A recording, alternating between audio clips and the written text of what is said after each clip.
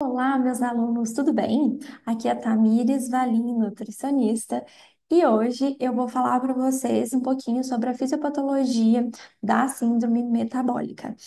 Não deixem de acompanhar o canal aqui, que sempre eu estou soltando alguns vídeos de informações para vocês. E também de me acompanhar nas outras redes sociais, sempre profa.tamiresvalim, para vocês ficarem sempre de olho em todas as publicações e aprender cada vez mais com a profa, certo? Bom, hoje então eu vou falar um pouquinho sobre a síndrome de realimentação, mas na fisiopatologia da síndrome de realimentação. A gente precisa entender que a síndrome de realimentação ela é um distúrbio metabólico agudo potencialmente fatal que pode levar a um aumento significativo da morbidade e da mortalidade. O que que acontece? Os pacientes, eles podem entrar na síndrome de realimentação, né? Eles podem apresentar essa síndrome, tanto pacientes que estejam com alimentação via oral, como enteral ou parenteral.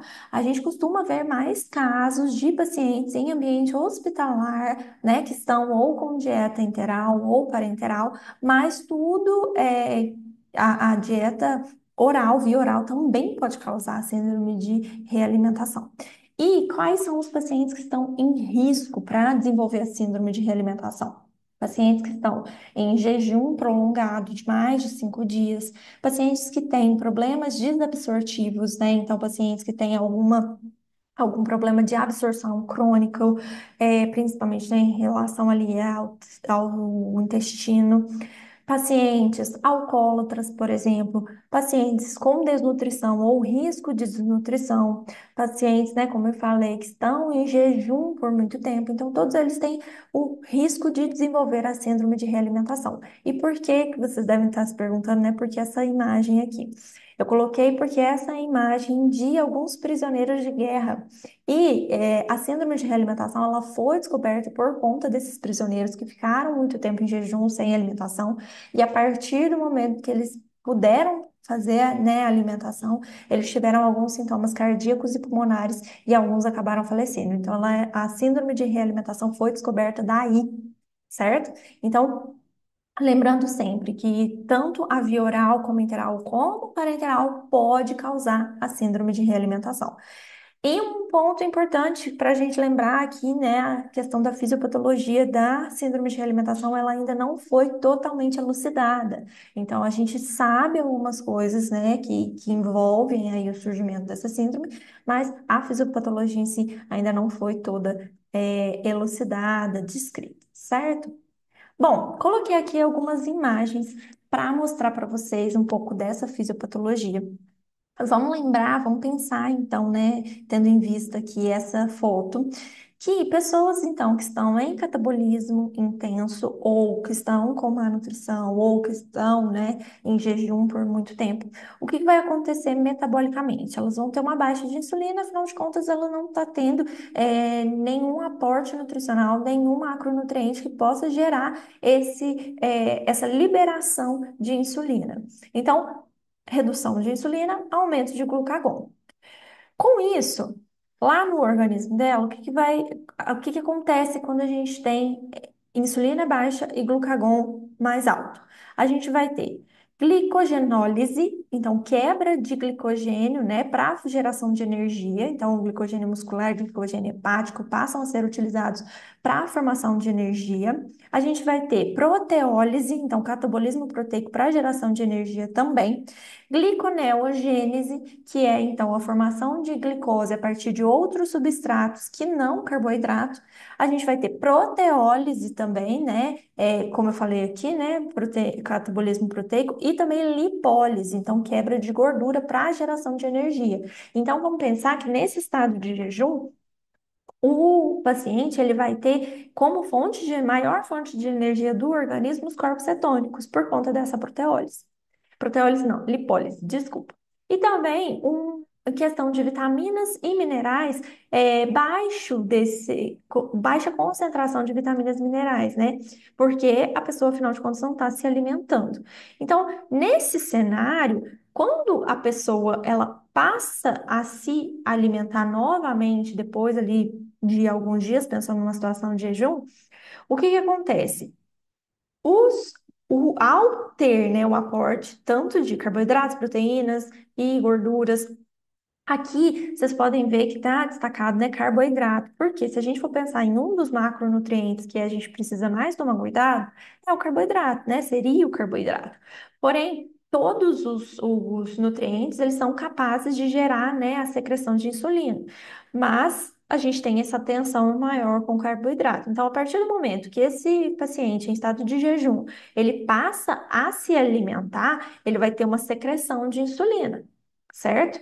Vou trocar de imagem aqui para a gente pensar, né, em outras situações, mas vamos pensar aqui, né? A partir do momento que a gente tem essa secreção de insulina pelo pâncreas, a gente vai ter um aumento da síntese proteica de glicogênio, tá?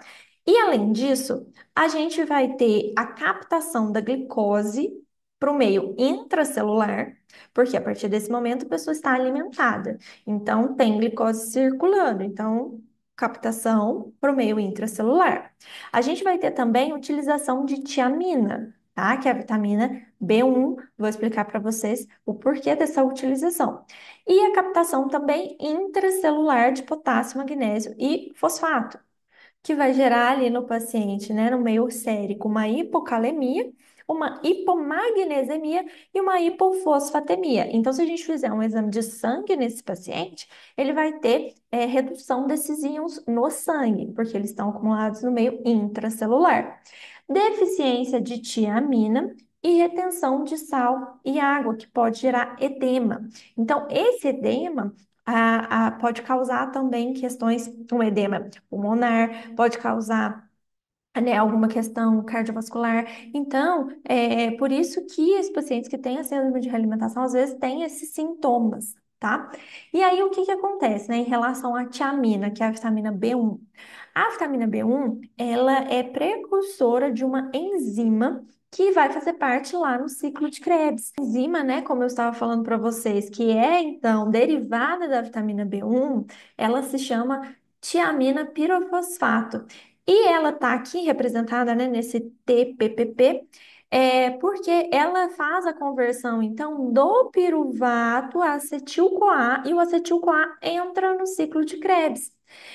Como a pessoa começa a se alimentar, então a gente vai ter um consumo mais alto dessa vitamina B1 para fazer esse processo. E aí, a partir do momento que tem uma baixa de B1, a pessoa não consegue mais converter esse piruvato, porque ela começa, então, né, a se alimentar. Vamos fazendo essa conversão de piruvato, acetil-CoA para entrar no ciclo de Krebs, e aí a gente vai ter uma utilização em alta demanda. E a pessoa, ela estava em jejum, então, né, provavelmente ela tem um baixo aporte dessa vitamina. E aí, a partir do momento que ela não tem mais esse estoque, vamos colocar assim, de vitamina B1, ela não faz mais essa conversão de piruvato a acetil-CoA. Como não faz mais essa conversão, vai ficar presa aqui no ciclo piruvato lactato, o que pode gerar uma acidose lática no paciente. Então, pensando em é, quadro clínico, o que esse paciente, né, que tem a síndrome metabólica, ele pode manifestar? Edema, taquicardia, taquipneia, ele pode ter alterações neurológicas, né, encefalopatia de Wernicke, pode ter distúrbios cardiovasculares, pode ter comprometimento de função neuromuscular, né, parestesia, confusão mental, convulsão, cãibra, fraqueza muscular, hipoventilação, tá? Então, questões de insuficiência respiratória. Pode ter também rabdomiólise, ele pode apresentar disfunções, né, leucocitárias, eritrocitárias, pode apresentar arritmia cardíaca, alterações neuromusculares. Então, é uma série de sintomas que esse paciente começa a apresentar que a gente precisa ficar atento para verificar se é uma síndrome de realimentação. E aí, a partir da verificação, né, principalmente dos exames bioquímicos, que aí a gente vai identificar se existe, né, uma baixa sérica desses íons de magnésio, fosfato, e potássio. para identificar se existe a presença de uma síndrome de realimentação. E a conduta nutricional ela precisa ser feita muito rapidamente para evitar que esse paciente venha a óbito. Então, de maneira muito simples, bem resumido, é mais ou menos assim que funciona a fisiopatologia da síndrome de realimentação. Não deixe de dar um like nesse vídeo se você gostou e de me seguir nas redes sociais para ficar sempre atento a todos os conteúdos.